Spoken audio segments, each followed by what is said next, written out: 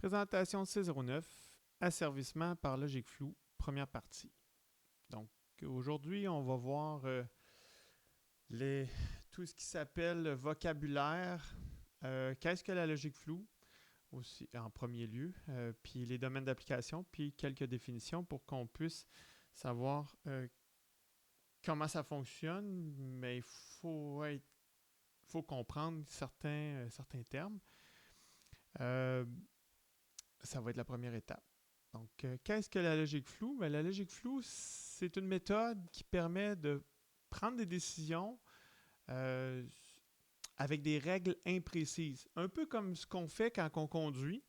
Hein, on n'a pas des mesures précises avec des chiffres. On est capable de dire, ah ben, je suis plus ou moins dans le centre. Vous voyez, là, je suis incertain, je suis imprécis. Donc, je suis plus ou moins dans le centre. Je suis assez proche de l'autre auto qui est devant moi ou je suis assez loin. Donc, c'est vraiment, il y a des règles un plutôt imprécises, mais ça nous permet de conduire. Puis, on a des règles à suivre, puis c'est ce qui nous permet d'être en sécurité. Ben, c'est exactement ce qu'on va faire avec la logique floue. Évidemment, on va utiliser des mathématiques mais on va se donner des règles plutôt floues avant de sortir des chiffres. Donc, c'est ce qu'on va faire avec ça. Donc, la logique floue, c'est un ensemble plus global qui intègre la logique classique, avec la logique vrai ou faux, booléenne.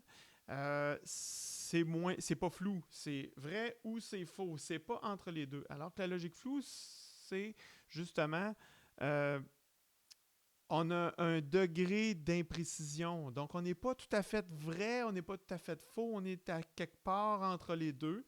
Donc, on va avoir une valeur qui va être une pondération, si on veut, de cette variable-là. Les variables qui vont être impliquées vont avoir des valeurs qui ne seront pas euh, complètement en haut ou complètement en bas. Ils vont être à quelque part entre les deux.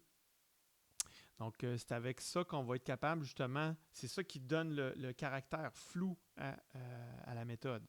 Donc, c'est ce qu'on va voir. Donc, dans quel domaine ça peut s'appliquer? Ben, la logique floue, ça s'applique dans plusieurs domaines, dont l'asservissement. C'est pour ça qu'on le voit en automatisation. Donc, ça nous permet d'asservir une vitesse, une position. Ça peut nous permettre d'asservir plusieurs de ces paramètres-là en même temps. C'est d'ailleurs ce que vous allez faire dans le prochain laboratoire. Euh, donc, aussitôt qu'on a un phénomène qui n'est pas linéaire, même qui n'est pas de deuxième ordre, mais qui est de tout autre ordre que le typique, quelque chose qui est difficile à modéliser mathématiquement, on va utiliser, c'est une méthode qui peut être utilisée. Ce n'est pas la seule, mais c'est une des méthodes qui peut être utilisée pour asservir le fonctionnement d'un système. Par exemple, on pourrait utiliser ça pour asservir l'ouverture d'une clé d'une porte d'aération dans un foyer. Par exemple, on pourrait utiliser ça. C'est plutôt flou. Ouvre un petit peu la petite clé, ferme la petite clé pour faire rentrer plus d'air, moins d'air. Vous voyez, je peux être flou. Il n'y a pas une quantité d'air précise. C'est erratique un peu. Détection de patrons ou de formes en imagerie. Donc, on rentre ici, là, on rentre un petit peu dans l'intelligence artificielle. En fait, c'est une branche. La logique floue, c'est une branche de l'intelligence artificielle parce que ça reproduit un peu le comportement humain dans sa prise de décision. C'est pas avec des valeurs précises, avec des chiffres, mais c'est vraiment un peu plus qualitatif que quantitatif. On peut s'en servir aussi pour faire de la filtration, donc choisir les fréquences de coupure ou même choisir le comportement du filtre. Ils appellent ça des filtres flous. Vous pouvez aller chercher sur Internet, vous allez trouver des choses là-dessus. La prise de décision, on peut prendre, il y a un exemple, déjà vu un exemple pour dire si je donnais du type. Il y avait un petit algorithme en logique floue qui nous permettait de décider si on donnait du type ou pas. Modélisation de comportements de systèmes difficiles à prévoir, comme la météo. En fonction des critères d'entrée plutôt flous, on est capable de prédire ce qui s'en vient. Peut-être qu'on serait meilleur que Météo Média si on le faisait nous-mêmes. Gestion de risque. C'est très utilisé en gestion de risque, en gestion de projet. On utilise des algorithmes souvent pour savoir si le projet est un projet qui est valide, si le risque est minime ou pas. On utilise des critères d'entrée qui nous, avec une fonction de décision floue. Puis ça nous permet de modéliser ou de moduler le risque. Donc, il y a plusieurs applications. Nous, évidemment, on va s'en servir en asservissement. C'est surtout ce qui nous intéresse. Mais ça s'applique dans bien d'autres domaines. Donc, la première chose, il faut se donner des définitions. Donc, on va voir la différence entre un système, un contrôleur, une variable, des règles floues, des fonctions d'appartenance. Donc, on va voir ça. Donc, un système flou, c'est un système de variables associées à la logique floue.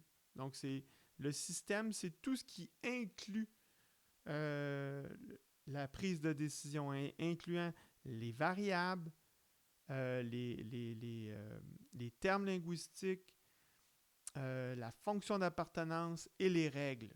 Et tout ça ensemble, on va voir tantôt, on va voir un dessin. Donc, ça inclut tout ça. Tout ça, c'est un système flou. Le contrôleur flou, c'est la partie où est-ce qu'il y a les règles définies afin de contrôler le système flou. Donc, c'est le sous-ensemble du système qui applique les règles. Donc, ça, c'est ce qu'on appelle le contrôleur flou. Donc, ça se base sur les valeurs qui sont présentes à l'entrée. On va voir aussi la différence entre les termes linguistiques et les variables linguistiques. Donc, la variable linguistique, c'est l'entité, c'est la variable qui se présente aux entrées ou aux sorties du système. Donc, c'est elle qu'on cherche à contrôler. Donc, pour un asservissement de température, par exemple, on pourrait utiliser deux variables linguistiques d'entrée, la température lue puis la température désirée. Donc, c'est les deux, ça serait deux entrées, ça serait deux variables linguistiques. Une variable linguistique de sortie pour ce même genre-là, ce même genre de système-là de température, ben, ça serait la commande pour l'élément chauffant, par exemple, pour faire un thermostat. Donc, là, il y aurait trois variables linguistiques, les deux entrées de température lue, température désirée, puis la sortie, ça serait un contrôle en PWM, par exemple, d'un élément chauffant. On donnerait le rapport cyclique, par exemple. Chaque variable linguistique possède une plage de valeurs attendues. Par exemple, dans le cas de nos températures, on aurait de moins 40 à 50 degrés C. Donc, ça serait la plage de valeurs des deux entrées de température. Puis, pour ce qui est du PWM de sortie, pour la commande d'éléments chauffants, ben, ça serait de 0 à 100%. Donc, c'est la plage de valeurs.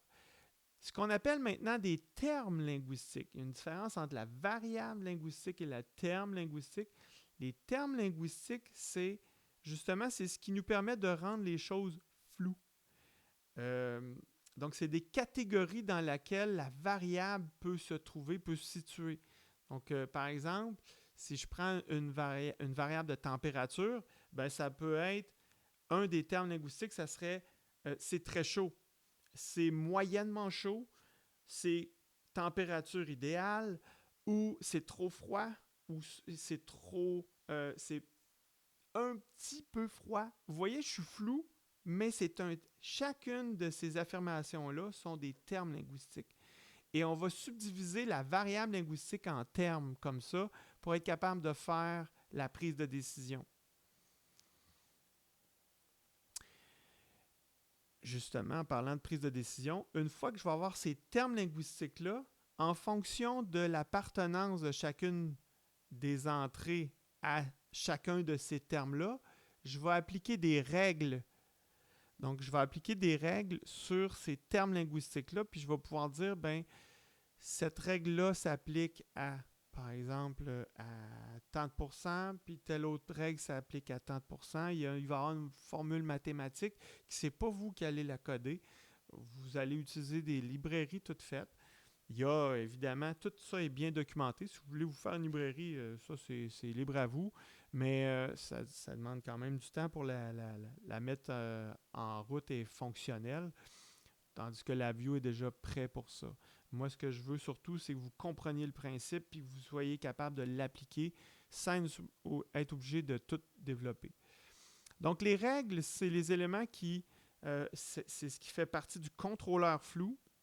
Et c'est toujours sous la forme si telle chose, alors telle chose. Donc, l'antécédent, c'est ce qu'il y a ici, donc après le si.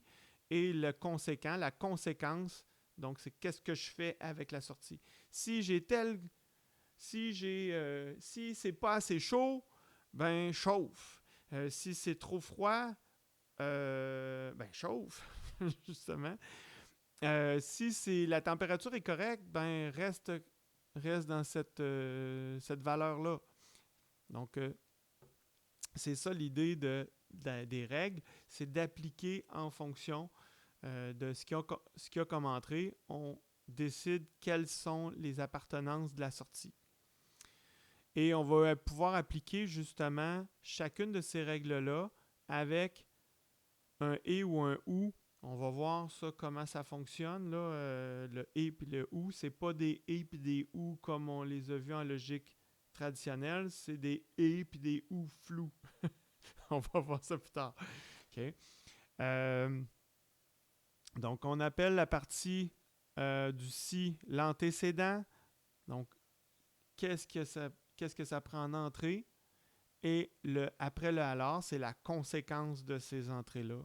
Donc, on appelle ça le conséquent. Voici un système flou complet. Donc, on a les entrées qui sont des entrées numériques. Ils appellent ça crisp, c'est la valeur précise. Donc, crisp input, c'est pas des entrées croquantes, là, mais c'est vraiment une entrée précise avec des chiffres et on la phosifie. Donc, c'est vraiment un mot en français, phosification. Ça vient de l'anglais aussi, là. Mais on la phosifie, on la rend floue. Ici, ce qu'on va avoir, c'est des appartenances avec des degrés d'appartenance à chacune chacun de nos termes linguistiques. Ensuite, on passe à travers la base de règles, ce qui va nous donner une règle des fonctions d'appartenance floues de sortie.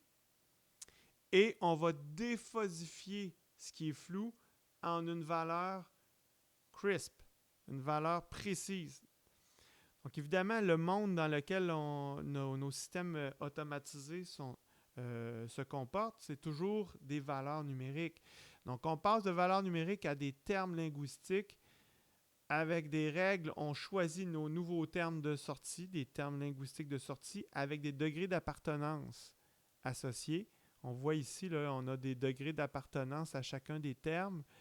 Puis on a une façon pour calculer en fonction de ces degrés d'appartenance de chacun des termes linguistiques, on est capable de recalculer une valeur. Donc il y a quand même quelques mathématiques à l'intérieur, mais ces mathématiques-là, on en fait abstraction une fois qu'on les comprend. On en fait abstraction parce qu'on utilise une librairie toute faite. Donc, la phosification, je reviens sur la définition. La phosification est la transformation des valeurs d'entrée qui possèdent des valeurs précises, crisp, et numériques, vers des valeurs plus qualitatives, donc qui correspondent aux termes linguistiques. Donc, la phosification, c'est de passer à des valeurs numériques vers des valeurs floues qui sont des termes linguistiques avec des degrés d'appartenance. Par exemple, froid, tiède, chaud, très chaud, c'est un exemple là, de termes de température, mais ce sont des termes linguistiques. On va voir comment on définit ça plus tard. La déphosification, c'est l'inverse. On part de quelque chose qui est flou avec des termes linguistiques puis des degrés d'appartenance, puis on passe à une valeur crisp, une valeur numérique précise. Donc, c'est la déphasification. On va voir comment ça se passe aussi. Ils ont chacun leur manière de faire. Alors, ça met un terme au survol de la logique floue. Prochaine vidéo, on va voir comment ça fonctionne.